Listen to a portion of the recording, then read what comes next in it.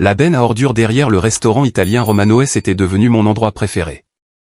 Non pas parce que la nourriture y était meilleure qu'ailleurs, mais parce qu'ils jetaient leur pain à 9h30 précise chaque matin, parfois encore chaud, emballé dans du plastique qui le gardait propre.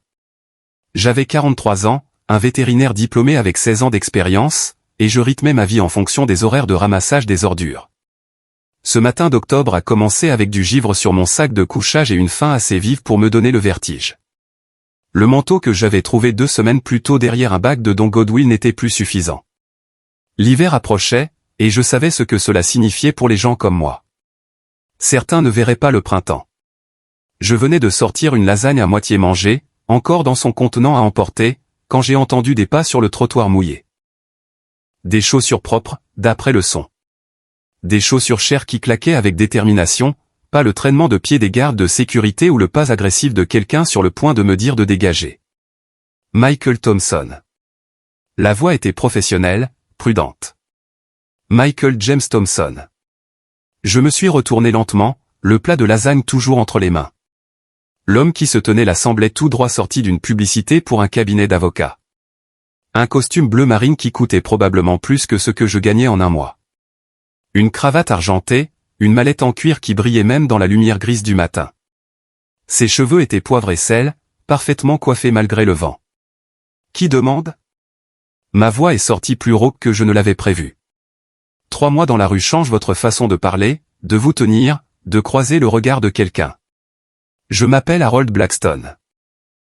Je suis avocat spécialisé en succession à New York. Il a mis la main dans son manteau et je me suis tendu jusqu'à ce que je le voie sortir une photographie. Est-ce vous ? Prise en 2018. La photo me montrait dans ma blouse blanche de vétérinaire, debout devant ma clinique, souriant comme si le monde m'appartenait. À l'époque où j'avais une maison, un cabinet, une femme que je pensais m'aimer, une fille qui répondait encore à mes appels. Comment avez-vous eu ça ? Votre grand-oncle Rudolph Hartley est décédé le mois dernier à Manhattan. Vous avez été nommé dans son testament. J'ai ri, un rire dur et amer. Oncle Rudolph, l'homme qui m'envoyait $5 dans une carte d'anniversaire chaque année jusqu'à mes 18 ans, puis plus rien. Je n'ai pas eu de ses nouvelles depuis 25 ans. L'expression de Blackstone n'a pas changé. Monsieur Hartley était particulier quant aux contacts familiaux, mais il suivait tout le monde. Il était au courant de votre cabinet vétérinaire à Cedar Falls. Il était au courant de votre divorce d'avec Veronica. Il était au courant de votre situation actuelle. Ma situation actuelle. J'ai baissé les yeux sur moi, sur le jean taché que je portais depuis 2 semaines, sur les chaussures rafistolées avec du ruban adhésif que j'avais trouvé. Vous voulez dire qu'il savait que j'étais sans abri depuis 3 mois ? Oui. La voix de Blackstone s'est légèrement adoucie. Il savait tout et il vous a laissé l'intégralité de sa succession. Le plat de lasagne m'a glissé des mains, s'écrasant sur le sol avec un bruit humide. Son pantouse de Manhattan dans l'Upper East Side. Son yacht de 40 pieds amarré dans les hantons. Son portefeuille d'investissement, sa collection d'art, ses livres rares. La valeur totale est d'environ 47 millions de dollars. Mes jambes ont flageolé. Je me suis agrippé au bord de la benne pour rester debout. C'est une arnaque. Vous montez une sorte d'escroquerie. Blackstone a sorti un document de sa mallette. Le cabinet d'avocats Blackstone Whitman & Associates gère la succession Hartley depuis 30 ans. Voici ma carte, mon numéro de certification du barreau, et une copie de l'acte de décès. Vous pouvez tout vérifier. J'ai fixé les papiers, les sceaux officiels, les chiffres qui ne pouvaient pas être réels. 47 millions de dollars. 6 mois plus tôt, Véronica s'était moquée de moi à la sortie du tribunal. Personne n'aimera jamais un homme fauché comme toi, avait-elle dit en montant dans la BMW de son nouveau petit ami, Clayton. Tu vas mourir seul dans la rue, Michael. Tu es pathétique. Il doit y avoir une erreur, ai-je dit. Oncle Rudolph avait des parents qui réussissaient. Mon cousin Damon travaille à Wall Street. Trevor est chirurgien à Mount Sinai. Pourquoi me laisserait-il tout ? Il y a une condition, a dit Blackstone, et la voilà. Le piège qui allait tout gâcher. Mais je ne peux pas en discuter ici. Monsieur Hartley a laissé des instructions spécifiques. Vous devez venir à New York, dans son pantouse, et regarder un message vidéo qu'il a enregistré. Ce n'est qu'alors que vous apprendrez ce que vous devez faire pour réclamer l'héritage. Et si je ne le fais pas? Si je reste ici? Alors, dans 72 heures, l'intégralité de la succession sera transférée à un bénéficiaire subsidiaire. Quelqu'un que vous connaissez assez bien, en fait. Il a fait une pause, étudiant mon visage. Votre ex-femme, Veronica Thompson. Le monde a basculé. Je pouvais entendre mon cœur battre dans mes oreilles, sentir le givre de mon sac de couchage encore dans mes os, goûter le désespoir des 3 derniers mois. M. Thompson, a dit Blackstone en regardant sa montre, une Rolex qui captait la faible lumière du soleil. J'ai une voiture qui attend. Nous pouvons être à New York d'ici midi. Vous aurez l'occasion de vous doucher, de vous changer, de prendre un vrai repas. Quelle que soit votre décision concernant l'héritage, offrez-vous au moins cela. J'ai regardé la benne à ordures qui était devenue mon lieu de petit déjeuner. L'allée où j'avais appris à dormir d'un œil, la vie qui ne ressemblait plus à une vie. Quelque part à Manhattan, il y avait un Pantouz à mon nom et 47 millions de dollars qui attendaient. Tout ce que j'avais à faire était de découvrir ce que mon oncle décédé voulait en retour. Donnez-moi 5 minutes, ai-je dit. Je dois dire à quelqu'un que je pars. En allant trouver Jérémia, le vétéran du Vietnam qui m'avait appris quel refuge était sûr et quelles églises aidaient vraiment, je ne pouvais pas me défaire du sentiment qu'oncle Rudolph avait planifié cela depuis très longtemps. L'oncle dont je me souvenais à peine, qui m'envoyait 5 dollars à chaque anniversaire comme une horloge, m'avait apparemment observé toute ma vie, attendant que je tombe assez bas pour comprendre la leçon qu'il avait prévue. L'homme au costume à 1000 dollars se tenait toujours près de la benne à mon retour, aussi déplacé dans cette ruelle que l'espoir dans un refuge pour sans-abri. Mais il était réel. Les papiers étaient réels. Et quelque part à New York, mon oncle décédé m'avait laissé soit une fortune, soit une dernière blague cruelle. Quoi qu'il en soit, ce devait être mieux que de fouiller dans les poubelles pendant que mon ex-femme disait à tout le monde que j'étais déjà mort. Il y a 18 mois, j'avais tout ce qu'un vétérinaire de petite ville pouvait désirer. Ma clinique sur Maple Street à Cedar Falls, Ohio, ne payait pas de mine de l'extérieur, juste une maison de 2 étages convertie avec une enseigne peinte qui disait « Thompson Veterinary Care ». Mais à l'intérieur, c'était mon royaume. Je connaissais chaque centimètre de ces salles d'examen, j'avais personnellement installé les lumières chirurgicales, j'avais peint les murs en bleu doux parce que des études montraient que cela calmait les animaux anxieux. Le matin où ma vie a commencé à s'effondrer a commencé comme n'importe quel autre. J'examinais le vieux chat tigré de Madame Patterson quand Veronica a appelé. « Il faut qu'on parle ce soir », a-t-elle dit, sa voix portant cette pointe acérée que j'entendais plus souvent. « Et ne dis pas que tu travailles encore tard. » Veronica et moi étions mariés depuis 15 ans. Nous nous étions rencontrés quand elle avait amené le furet malade de sa colocataire, à l'époque où je sortais tout juste de l'école vétérinaire et qu'elle travaillait dans une banque. Elle avait ri de mes blagues nerveuses, dit qu'elle admirait un homme qui se souciait des créatures sans défense. Quelque part en chemin, cette admiration s'était transformée en ressentiment. « Pourquoi ne peux-tu pas être plus ambitieux ?» avait-elle commencé à demander environ 5 ans après notre mariage. Regarde le mari de Nadine, Robert. Il vient d'être promu associé dans son cabinet. Il part en vacances à Cabo le mois prochain. Nadine était la meilleure amie de Veronica à l'université, et comparer notre vie à la leur était devenu le passe-temps favori de Veronica. Robert avait acheté une Tesla à Nadine pour son anniversaire. Robert avait investi tôt dans la crypto-monnaie. Robert emmenait Nadine à Paris pour leur anniversaire. J'avais essayé d'expliquer que j'étais heureux avec mon cabinet, que nous avions une belle vie. Nous étions propriétaires de notre maison, n'avions aucune dette à l'exception de l'hypothèque, et je faisais un travail qui comptait pour moi. Le Golden Retriever de Madame Chen est en vie grâce à l'opération que j'ai pratiquée la semaine dernière, lui disais-je. Ça ne compte pas pour quelque chose? Ça ne paie pas une résidence secondaire, répondait-elle. La nuit où elle a demandé le divorce, je l'ai trouvée dans notre chambre en train de faire une valise.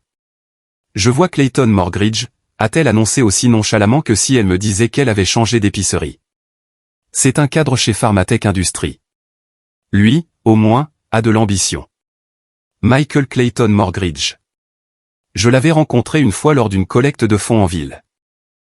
Tout en dents blanches et poignée de main ferme, le genre d'homme qui portait sa bague universitaire 20 ans après l'obtention de son diplôme et s'assurait que vous sachiez que sa montre coûtait plus cher que votre voiture. Le divorce a été brutal d'une manière que je n'avais pas imaginée. L'avocat de Veronica a soutenu qu'elle avait sacrifié sa progression de carrière pour soutenir mes modestes ambitions. Peu importait qu'elle ait quitté 3 emplois différents en 10 ans parce qu'elle n'aimait pas ses patrons. Le juge lui a accordé la maison, la moitié de la valeur de la clinique et une pension alimentaire mensuelle qui allait anéantir ce qui restait de mon entreprise. Ma mère, Dorothy, a essayé d'aider.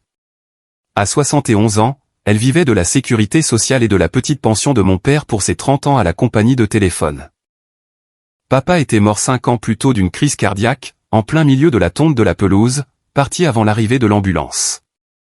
Maman m'a offert ses économies, la totalité de ses $8 000. Je ne peux pas prendre ton argent, maman, lui ai-je dit, assis dans sa cuisine qui sentait encore la tarte aux pommes qu'elle cuisinait tous les dimanches. Ton père voudrait que j'aide, avait-elle insisté, ses mains tremblant légèrement alors qu'elle écrivait le chèque. Je l'ai pris, promettant de la rembourser, sachant que je ne le pourrais probablement jamais. Mon jeune frère, Denny, s'en était mieux sorti, gérant une chaîne de quincaillerie à Columbus. Quand j'ai appelé pour lui demander s'il pouvait m'accorder un prêt, juste pour maintenir la clinique à flot le temps que je trouve une solution, il était devenu silencieux. Mike, j'ai ma propre famille à charge. C'est peut-être un signe que tu devrais essayer autre chose.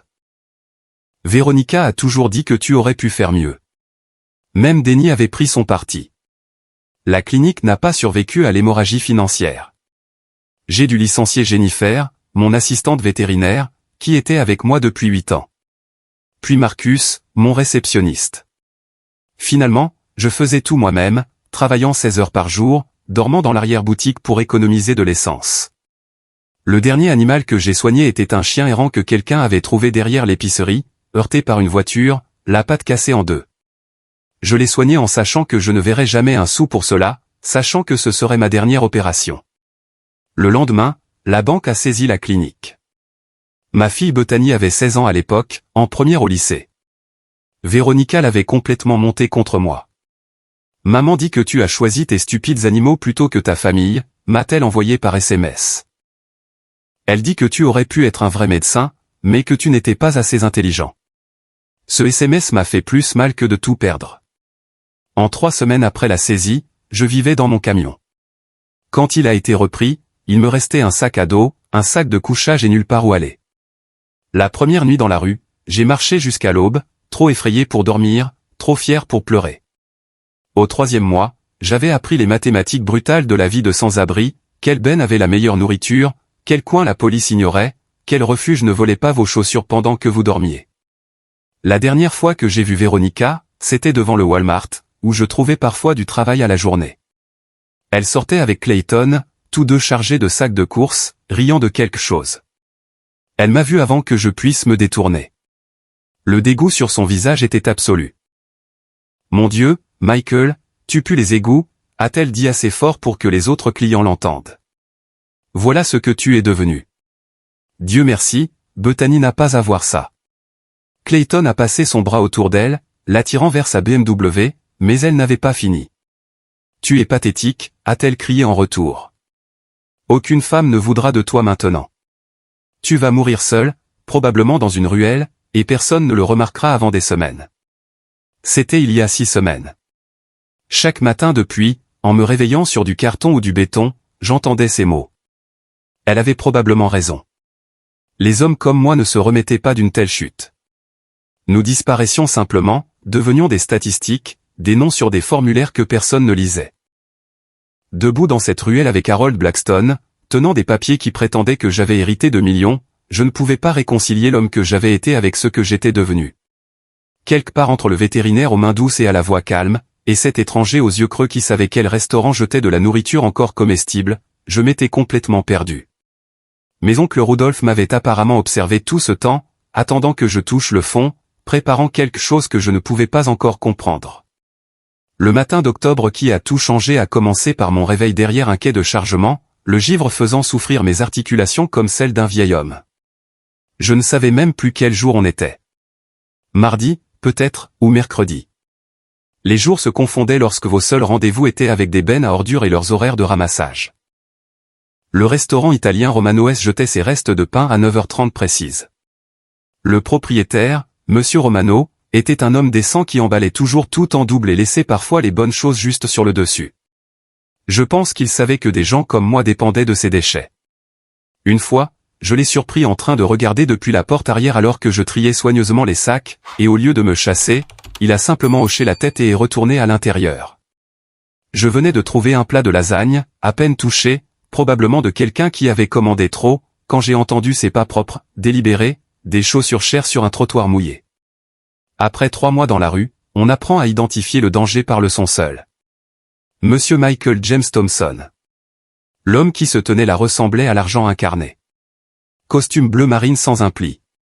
Cravate argentée qui captait la lumière. Des chaussures qui coûtaient probablement plus que ce que je gagnais en une semaine. Il avait peut-être 60 ans, les cheveux argentés, se tenant avec l'assurance de quelqu'un qui ne s'était jamais demandé d'où viendrait son prochain repas. Qui demande ?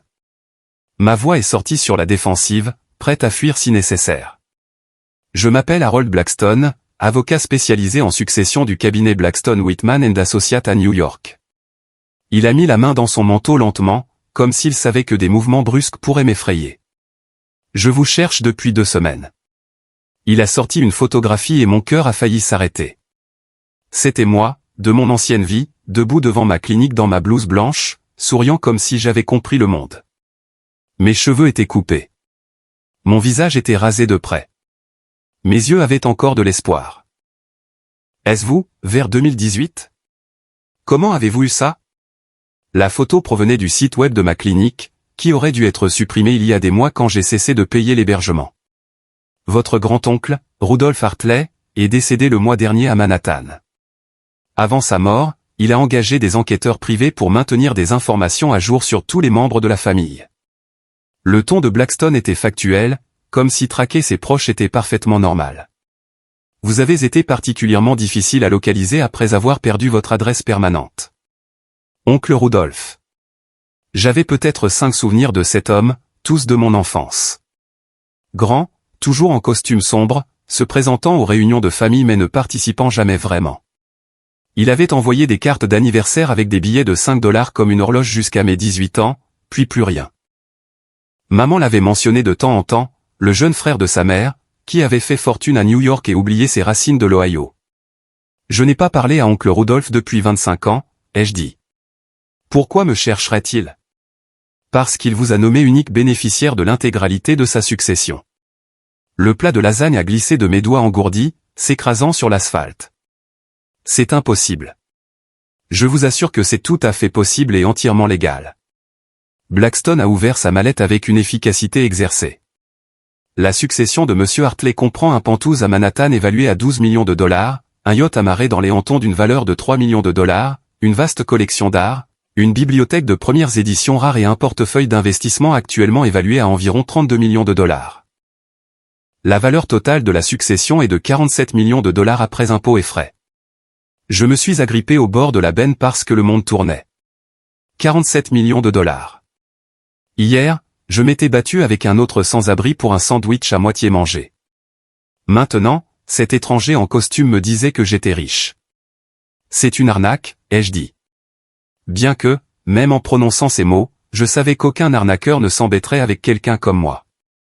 Que pourrait-il bien voler ? Mon sac de couchage, les 14 $ cachés dans ma chaussure. Blackstone a sorti des documents, des papiers officiels avec des sceaux en relief et des filigranes. L'acte de décès, a-t-il dit, me montrant chaque papier. Le testament, déposé auprès du tribunal des successions de l'État de New York, mes accréditations du barreau de l'État de New York. Mon cabinet gère la succession Hartley depuis 3 décennies. Mais pourquoi moi ? Ma voix s'est brisée. Oncle Rudolph a des parents qui réussissent. Mon cousin Damon travaille pour Goldman Sachs. Trevor, le fils de tante Francine, il est chirurgien. Il le connaissait, lui rendait visite. Pourquoi laisserait-il tout à l'échec de la famille ? L'expression de Blackstone a légèrement changé, quelque chose comme de la sympathie traversant ses traits. Il y a une condition attachée à l'héritage. Monsieur Hartley a laissé des instructions spécifiques qui ne peuvent pas être discutées ici. Vous devez venir à New York, dans son penthouse, et regarder un message vidéo qu'il a enregistré avant sa mort. Ce n'est qu'alors que vous apprendrez ce qui est requis pour réclamer la succession. Bien sûr, il y avait un piège. Il y avait toujours un piège. Quel genre de conditions ? Je suis légalement interdit d'en discuter en dehors de la résidence. Il a jeté un coup d'œil à sa montre, une Rolex qui brillait sous le faible soleil du matin. Cependant, je peux vous dire que vous avez 72 heures pour entendre les termes. Si vous refusez ou ne vous présentez pas, l'intégralité de la succession sera transférée à un bénéficiaire subsidiaire. Qui? Votre ex-femme, Veronica Thompson. J'ai littéralement chancelé. Veronica, qui avait tout pris dans le divorce, qui s'était moquée de ma destruction, qui m'avait dit que je mourrais sans amour et sans personne pour me pleurer dans la rue. L'idée qu'elle obtienne les millions d'oncle Rudolph me rendait physiquement malade. Monsieur Hartley était très minutieux dans ses recherches, a poursuivi Blackstone. Il était au courant de votre divorce, de la relation actuelle de mademoiselle Thompson avec Clayton Morgridge, de ses récentes difficultés financières depuis que monsieur Morgridge l'a quitté il y a 3 mois pour sa secrétaire. Clayton avait quitté Veronica. Une partie de moi, la partie mesquine que la survie dans la rue n'avait pas encore tuée, a ressenti une étincelle de satisfaction. Le jet privé attend à l'aéroport régional, a dit Blackstone. Nous pouvons être à New York d'ici midi. Il y a une douche dans le salon de l'aéroport. Des vêtements propres vous attendent. Quelle que soit votre décision concernant l'héritage, monsieur Thompson, offrez-vous au moins un repas confortable et une nuit dans un vrai lit. J'ai regardé autour de moi, mon monde. La benne d'où je me nourrissais, le carton sur lequel je dormirais ce soir si je restais. Le caddie de Jérémia au loin, le drapeau américain qu'il y avait attaché flottant dans le vent. C'était ma vie maintenant, mais ça n'avait pas à le rester. Quelle pourrait bien être la condition, ai-je demandé, plus à moi-même qu'à Blackstone. Je ne peux dire que ceci. M. Hartley croyait qu'il fallait tester le caractère par l'adversité. Il a écrit dans sa dernière lettre qu'il vous avait choisi pour des raisons qui deviendraient claires. Tester le caractère par l'adversité. J'ai failli rire. Si c'était ça le test, je le passais depuis 3 mois d'affilée, échouant un peu plus chaque jour. Donnez-moi 1 heure, ai-je dit finalement. Je dois dire au revoir à quelqu'un, et je dois réfléchir. Bien sûr. Blackstone m'a tendu une carte de visite. Du papier épais qui semblait étranger dans mes mains calleuses. La voiture attendra au coin de la 5e et de Maine. Une Lincoln Town Car noire, plaque d'immatriculation, BWA001. Alors qu'il s'éloignait, ses chaussures chères claquant sur le trottoir, je suis resté là, tenant une carte de visite qui valait plus que tout ce que je possédais. Quelque part à New York, un oncle décédé dont je me souvenais à peine avait mis en place une sorte de test. Une condition qui me donnerait soit 47 millions de dollars, soit les remettrait tous à la femme qui m'avait détruit. J'ai trouvé Jérémia 2 pâtés de maison plus loin, en train de trier les canettes en aluminium qu'il avait collectées. « Salut, mon frère », ai-je dit. Il s'est passé quelque chose. Soit je vais avoir beaucoup de chance, soit je suis en train de tomber dans la blague la plus cruelle qu'on ait jamais faite. J'ai trouvé Jérémia derrière l'ancienne station Texaco, triant des canettes d'aluminium dans son caddie avec une précision militaire. Chaque canette était écrasée exactement de la même manière, organisée par marque. Les vieilles habitudes de ces jours à l'armée avaient la vie dure, même après 40 ans dans la rue. Jérémia, ai-je appelé, et il a levé les yeux, son visage buriné s'illuminant d'un sourire édenté. Michigan Mike, tu as trouvé le petit déjeuner? Romano S est généralement bon le mardi. C'est comme ça qu'il m'appelait, Michigan Mike. Même si je l'avais corrigé une 12aine de fois en lui disant que j'étais de l'Ohio. Peu importait à Jérémia. Tout le monde avait besoin d'un surnom dans son monde. Écoute, mon frère. Il s'est passé quelque chose. J'ai sorti la carte de visite de Blackstone, le papier si blanc qu'il semblait briller dans la grisaille du matin. Un avocat vient de me trouver. Il dit que mon oncle est mort et m'a laissé de l'argent. Beaucoup d'argent. Jérémia a plissé les yeux sur la carte, puis sur moi. Tu as encore bu de ce bain de bouche. Ce truc te fait voir des choses. Je suis sérieux. Il veut que j'aille à New York aujourd'hui. Si c'est réel, si même une partie est réelle, je ne reviendrai peut-être pas. Jérémia a posé ses canettes et m'a vraiment regardé. En 3 mois, il m'avait tout appris sur la survie dans la rue. Quel refuge avait des punaises de lit, lesquelles avaient une sécurité décente, comment rester au chaud en utilisant des journaux et du carton, où les flics vous laissaient tranquille si vous restiez silencieux. Il m'avait sauvé la vie plus d'une fois, me retenant quand je voulais tout abandonner. Tu te souviens de ce que je t'ai dit la première semaine ici, a-t-il demandé. Ne fais confiance à personne qui t'offre quelque chose de gratuit. L'autre chose. J'ai repensé à ces premiers jours terrifiants. Chaque porte qui se ferme, une autre attend de s'ouvrir. Tu dois juste vivre assez longtemps pour la trouver. C'est ça. Il a fouillé dans son caddie et a sorti quelque chose emballé dans du plastique. Il me l'a tendu. C'était une montre, vieille mais propre, du genre avec de vraies aiguilles au lieu de chiffres numériques. J'ai trouvé ça la semaine dernière. Je la gardais pour l'échanger, mais tu en auras plus besoin que moi. Les riches se soucient du temps. Le geste a brisé quelque chose en moi. Cet homme qui n'avait rien me donnait l'un de ses rares biens de valeur. Jérémia, je ne peux pas accepter ça. Tu peux, et tu le feras. Sa voix est devenue sévère. Le sergent qu'il avait été refaisant surface. Et si ce truc est réel, si tu obtiens cet argent, ne nous oublie pas, nous ici. Ne deviens pas l'une de ces personnes qui traversent la rue pour éviter de regarder ce qu'elles étaient avant. Si ça marche, je reviendrai pour toi. Je te le promets. Ne fais pas de promesses que tu ne peux pas tenir, Michigan. Souviens-toi juste, nous sommes humains. C'est tout ce que nous voulons, être vus comme des humains. Je lui ai serré l'épaule. Cet homme qui était devenu mon frère improbable dans la période la plus sombre de ma vie, puis j'ai marché jusqu'à la 5e MN. La Lincoln noire était là, moteur en marche, Blackstone attendant sur la banquette arrière. Le trajet jusqu'à l'aéroport était surréaliste. Les sièges en cuir semblaient incroyablement doux après des mois de béton et de carton. La voiture avait des sièges chauffants, quelque chose dont j'avais oublié l'existence. Blackstone m'a tendu un dossier avec des documents sur la succession d'oncle Rudolph, des pages de jargon juridique sur lesquelles je ne pouvais pas me concentrer. Au terminal privé de l'aéroport régional, Blackstone m'a conduit à un salon dont je ne connaissais même pas l'existence. Les douches sont par là, a-t-il dit. J'ai pris la liberté de faire livrer des vêtements. Nous avons estimé votre taille à partir de vos anciens permis de conduire. La douche était transcendante. De l'eau chaude qui ne s'arrêtait pas après 3 minutes. Du savon qui sentait le cèdre au lieu d'un désinfectant industriel. Je suis resté sous ce jet pendant 20 minutes, regardant 3 mois de vie de rue s'écouler dans le siphon. Mes mains semblaient étrangères une fois propres, mes ongles redevenant humains au lieu d'être noirs de crasse. Les vêtements m'allaient parfaitement. Un jean foncé, une chemise à boutons, un blazer bleu marine. Rien d'extravagant, mais propre et neuf.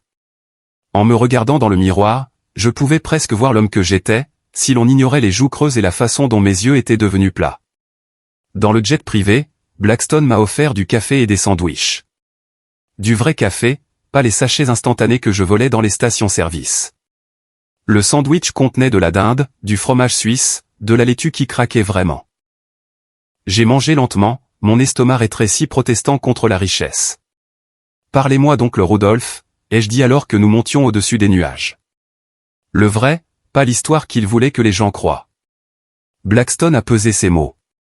Rudolph Hartley était brillant, excentrique et complètement seul par choix. Il a bâti sa fortune en faisant le commerce de livres rares et en authentifiant des œuvres d'art, mais son vrai talent était de lire les gens. Il pouvait regarder une peinture ou un manuscrit et repérer un faux instantanément.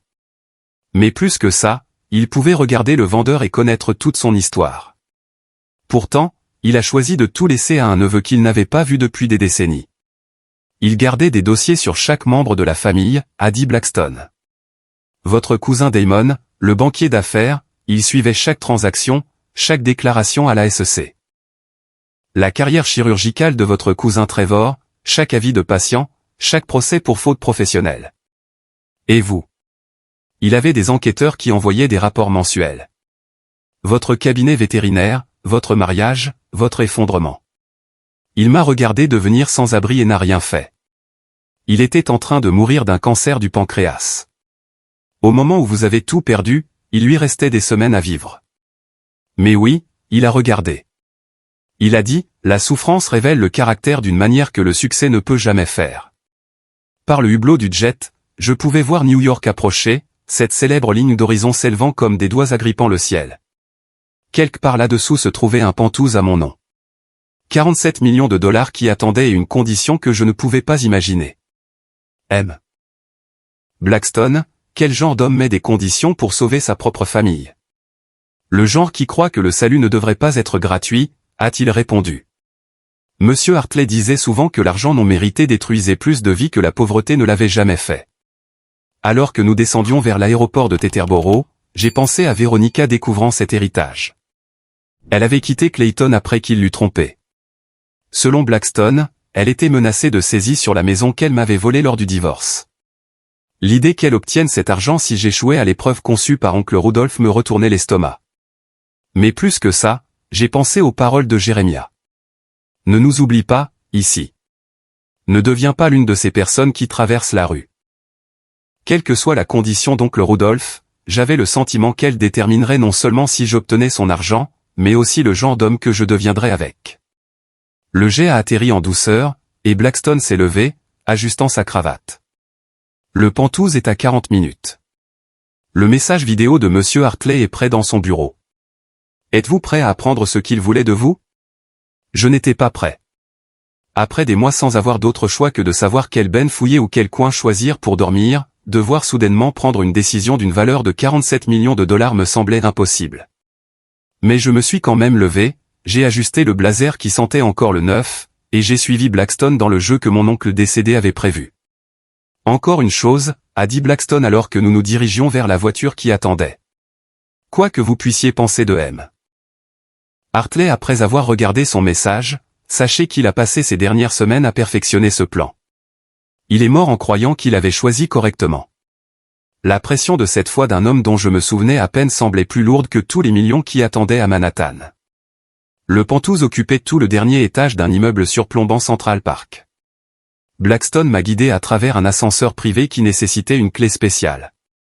Et quand les portes se sont ouvertes, je suis entré dans un monde que je n'avais vu que dans les films. Des baies vitrées du sol au plafond encadraient Manhattan comme un tableau vivant. Le mobilier était tout en cuir et en bois sombre, du genre qui murmurait sa valeur plutôt que de la crier. Des peintures originales ornaient les murs, et j'ai reconnu un Monet même avec mes connaissances limitées en articles. Le bureau de M. Hartley est par ici, a dit Blackstone, me conduisant à travers des pièces qui ressemblaient plus à un musée qu'à une maison. La bibliothèque seule m'a fait m'arrêter et regarder. Des milliers de livres du sol au plafond, certains derrière des vitrines avec de petites plaques de laiton indiquant des premières éditions datant de plusieurs siècles. Le bureau était plus intime, dominé par un immense bureau en acajou et un écran mural qui semblait déplacé au milieu de toutes les antiquités. Blackstone a désigné un fauteuil en cuir positionné devant l'écran. Le message vidéo ne sera lu qu'une seule fois. Monsieur Hartley était très précis à ce sujet. Je serai dans la pièce voisine quand vous aurez terminé. Il a appuyé sur une télécommande et l'écran s'est allumé. Oncle Rudolph est apparu et j'ai eu le souffle coupé. Il ressemblait exactement à mes souvenirs, mais ravagé par le temps et la maladie. Son visage était décharné, son costume coûteux flottant sur une carrure qui avait clairement été puissante, mais ses yeux étaient vifs, intelligents, vivants de détermination. « Bonjour, Michael. » Sa voix était plus forte que son apparence ne le suggérait. « Si vous regardez ceci, alors Harold vous a trouvé vivant dans la rue, probablement derrière un restaurant, survivant de nourriture jetée. Je le sais parce que je vous observe depuis des années, tout comme j'ai observé tous mes parents. Mais vous, Michael, vous étiez celui que j'attendais. » Il s'est penché en avant, et je me suis surpris à faire de même, attiré malgré moi. La condition pour votre héritage est la suivante. Dans les 5 ans, vous devez aider au moins 100 personnes à sortir de la rue. Une aide réelle et documentée. Pas seulement distribuer de l'argent, mais fournir ce dont elles ont réellement besoin. Emploi, logement, traitement médical, conseil en toxicomanie, soins psychiatriques, tout ce qu'il faudra. Harold supervisera une fiducie pour vérifier chaque cas. Vous aurez accès à la totalité de la fortune pour accomplir cela, mais si vous échouez ou refusez, tout ira à votre ex-femme, Veronica. J'ai senti ma poitrine se serrer. 100 personnes. J'ai pensé à Jérémia, à la femme âgée qui pleurait pour un demi-sandwich la semaine dernière, à toutes les âmes invisibles parmi lesquelles j'avais vécu. Vous vous demandez pourquoi, a poursuivi Rudolph, pourquoi cette condition? Pourquoi vous? Laissez-moi vous dire quelque chose que personne dans notre famille ne sait. En 1967, je suis revenu de Corée brisé. Pas physiquement, bien que j'ai eu mes blessures, mais mentalement, spirituellement anéanti. Je n'ai dit à personne que j'étais rentré. J'ai vécu dans les rues de New York pendant 2 ans, trop fier pour demander de l'aide, trop abîmé pour savoir comment revenir à une vie normale. Il a fait une pause, ses yeux perdus dans ses souvenirs. Un homme nommé Morrison m'a trouvé derrière sa librairie un matin d'hiver, délirant de fièvre, mourant. Il ne m'a pas seulement donné de la nourriture ou de l'argent. Il m'a donné un travail, un but, une chambre au-dessus de sa boutique. Il m'a sauvé la vie, mais plus que ça, il a sauvé mon âme. Il n'a rien demandé en retour. Il ne m'a même pas dit son nom de famille pendant des mois. L'angle de la caméra a légèrement changé, comme si Rudolph s'était rapproché. J'ai bâti ma fortune sur cette seconde chance. Je suis devenu prospère, riche, respecté. Mais je suis aussi devenu paranoïaque, isolé, incapable de faire confiance. J'ai observé notre famille à distance, gardant un œil sur tout le monde. Votre cousin Damon, qui enjambe les sans-abri avec dégoût. Votre cousin Trevor, qui les a qualifiés de parasites lors d'une conférence médicale à laquelle j'ai assisté anonymement. Votre frère Denny, qui a fait expulser un vétéran sans-abri de l'entrée de son magasin à Noël dernier. Chaque mot sonnait comme un jugement, non seulement sur eux, mais sur qui j'aurais pu être avant ma chute.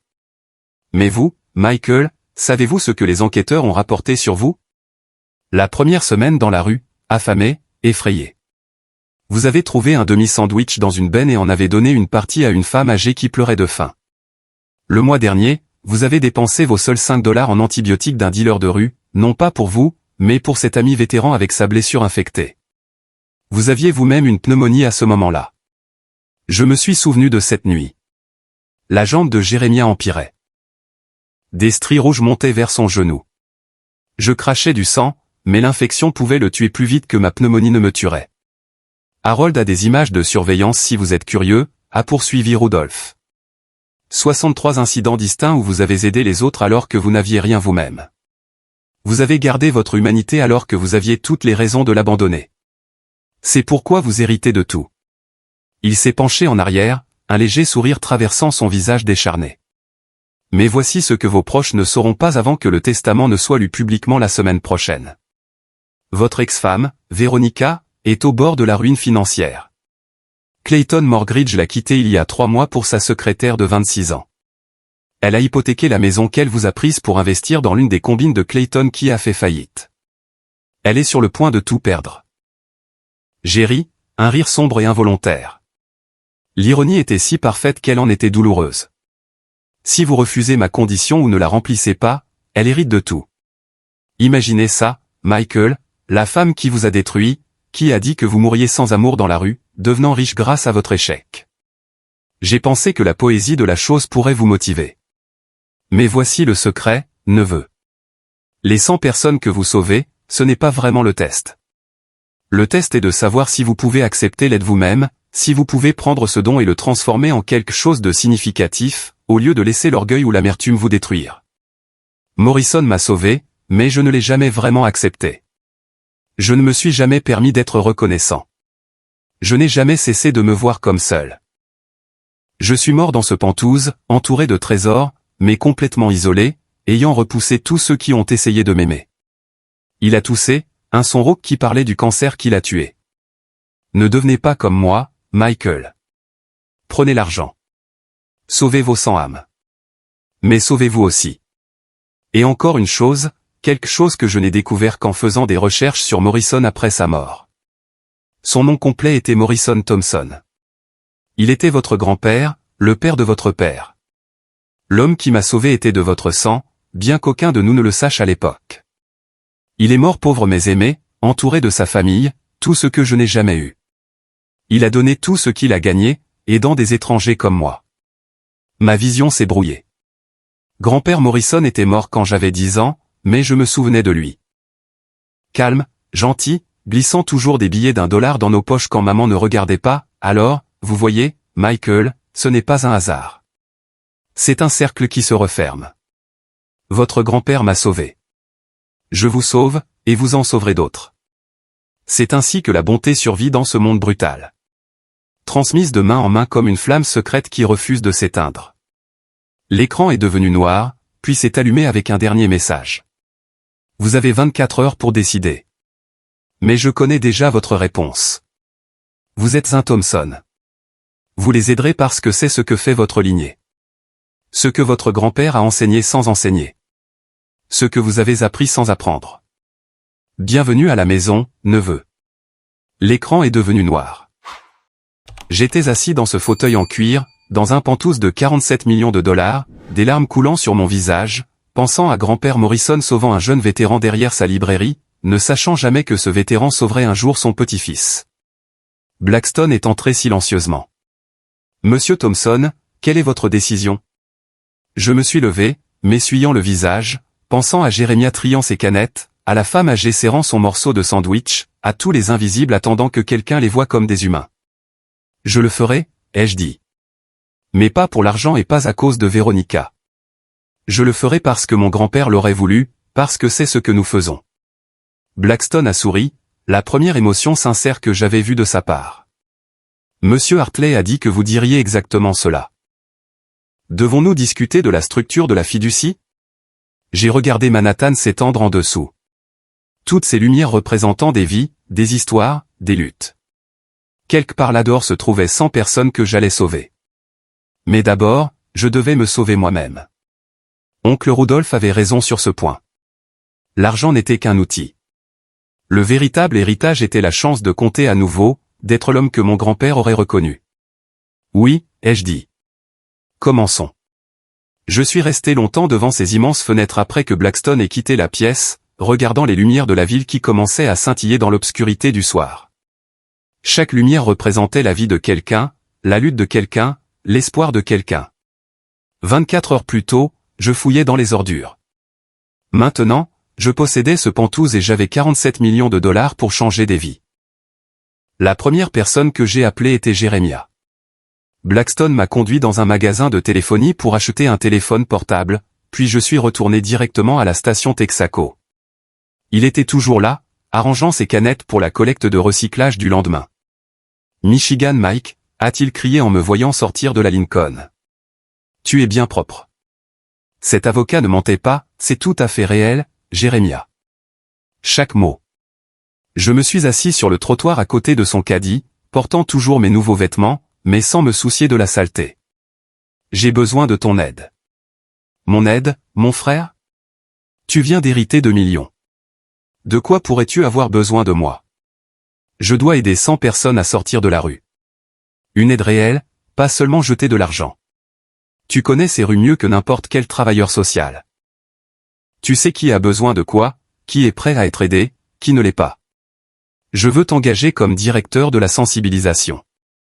Jérémia a ri jusqu'à ce qu'il réalise que j'étais sérieux.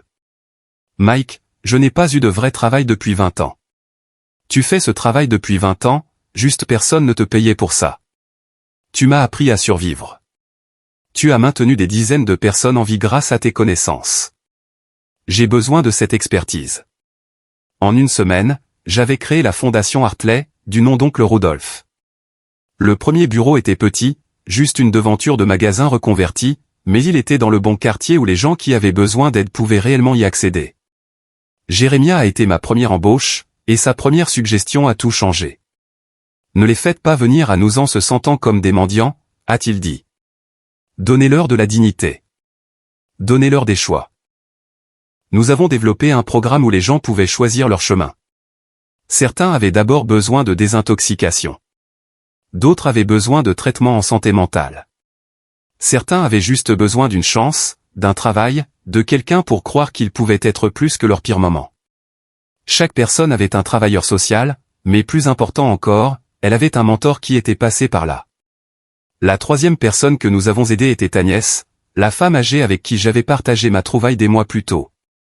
Elle n'avait pas besoin de grand-chose, juste un appartement et quelqu'un pour l'aider à naviguer dans les prestations de sécurité sociale auxquelles elle ne savait pas qu'elle avait droit. Quand nous l'avons installée dans une résidence pour personnes âgées avec ses prestations couvrant les coûts, elle a pleuré pendant 1 heure. Je pensais que je mourrais dans la rue, a-t-elle dit. Je pensais que c'était la fin de mon histoire. Au 6e mois, nous avions aidé 37 personnes à trouver la stabilité. Chaque succès était documenté, vérifié par le cabinet de Blackstone, mais plus important encore, chaque succès était durable. Nous ne nous contentions pas de loger les gens et de les abandonner. Nous assurions un suivi, fournissions un soutien continu, célébrions leur victoire. C'est alors que Véronica est apparue. Elle avait l'air différente, désespérée d'une manière que je reconnaissais parce que j'avais porté la même expression.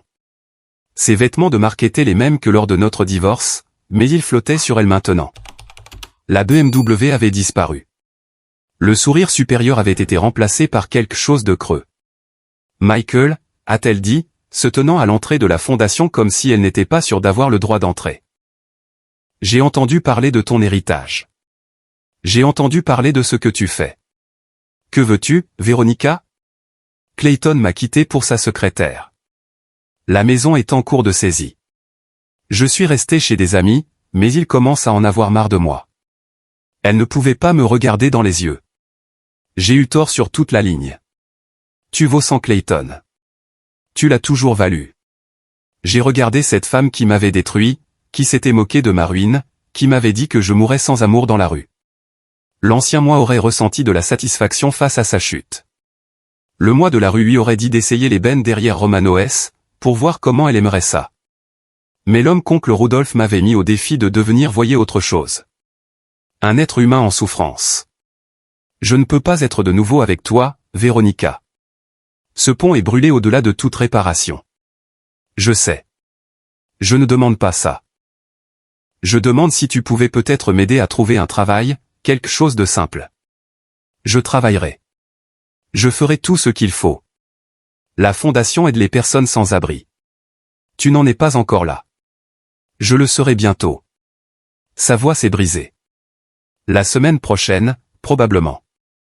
Je lui ai donné la carte de visite d'une agence pour l'emploi ordinaire. Ce sont de bonnes personnes. Ils t'aideront à trouver quelque chose. Mais Véronica, c'est tout ce que tu auras de moi. Pas d'argent, pas de traitement de faveur, juste cette recommandation. Tu dois reconstruire ta propre vie. Elle a hoché la tête, des larmes coulant sur son visage, et est partie sans un mot de plus. Ma fille Bethany m'a contacté 3 mois plus tard, mais pas pour l'argent.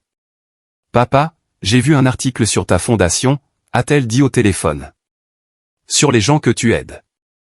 Maman m'a menti sur les raisons de ta disparition. J'aurais dû être plus intelligente. J'aurais dû te contacter. Tu n'étais qu'une enfant. Ta mère était tout ce que tu avais. Puis-je faire du bénévolat à la fondation ? Je veux dire, j'ai 17 ans maintenant, assez grande pour aider. C'est comme ça que j'ai retrouvé ma fille. Non pas grâce à des millions, mais grâce au service. Elle est venue tous les samedis, aidant à servir les repas, à organiser les dons de vêtements, à s'asseoir avec les gens et à écouter leurs histoires.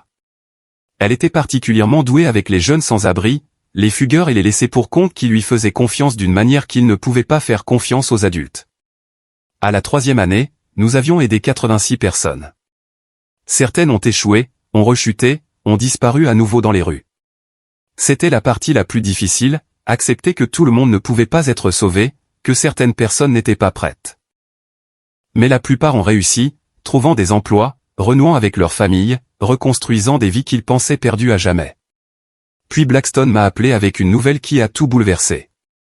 Michael, j'ai trouvé quelque chose dans les papiers de Monsieur Hartley, un journal de 1969.